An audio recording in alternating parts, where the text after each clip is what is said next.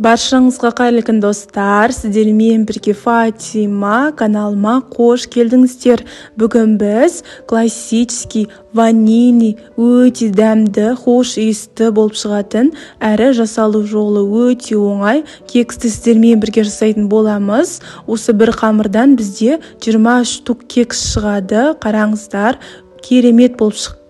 Ортасын бөліп көрсетейік. Ортасын бөлгенде де осындай болып шығады. Ал ендеше бірге жасауды бастайық.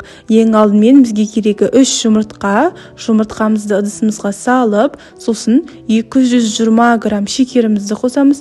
Және де осындай бір пакет ішінде 8 грамм болады. Ванильный сахарымызды қосып, жақсылап тұрып миксерлаймыз. Бұл жерде біздің жұмыртқамыз 200 есеге көтерілуі қажет. Яғни жұмыртқаларыңыз ағарған кезде миксерді тоқтатсаңыздар болады. Мінекей біздің жұмыртқамыз осылай 200 есеге көтеріледі.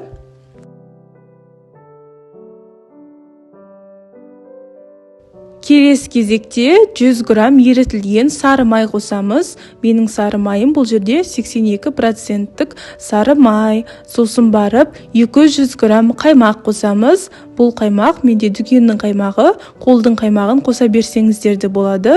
Бұл қаймақтың орнына 200 грамм сүт немесе айран қоссаңыздар да болады.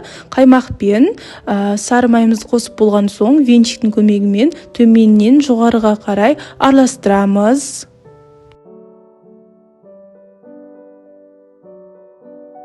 Ендігі кезекте ұнның кезегі. Мен бұл кекстің қамырына барлығы 300 грамм ұн қостым. Ұнның осылай бір жартысын електен өткізіп болған соң, келесіде қопсытқыштың кезегі. Осындай бір пакеттің ішінде 18 грамм қопсытқыш болады. Осы 18 грамм қопсытқыштың бәрін қосамыз да венчиктің көмегімен араластырамыз. Осы кекстің толық құрамын видеоның астындағы описаниядан таба аласыздар. Осы менің YouTube каналымда басқа да керемет кекстардың рецептісі бар. Достар, мінекей мына шетте ұнның ең соңғы жартысын қосып жатырмыз. Осы кекстің қамырына мен барлығы 300 грамм ұн қостым.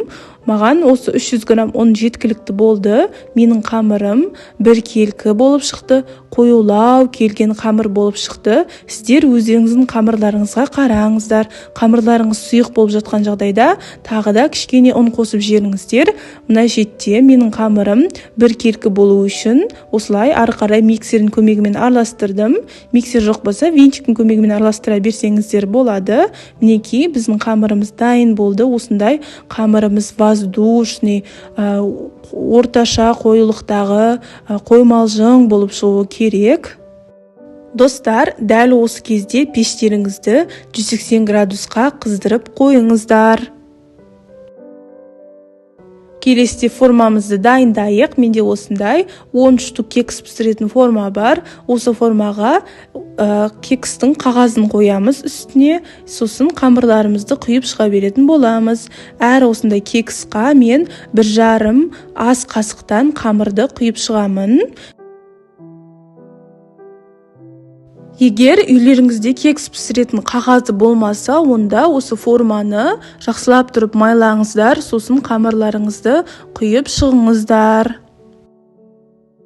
Осы кезде кекстің арасына мейіз, шоколад немесе жаңғақ қоссаңыздар болады.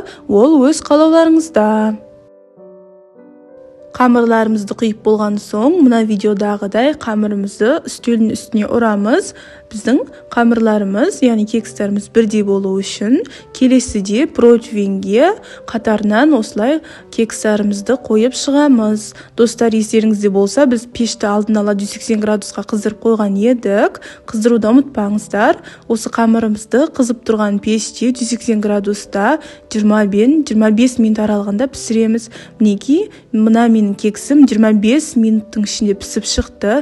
Кекстарыңыз осылай қызарып, көтеріліп, әдемі болып пісіп шығу керек. Қараңыздар.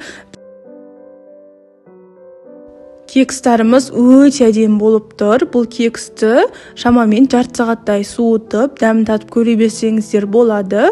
Бұл қамырдан менде ровно 23 штук кекс шыққан.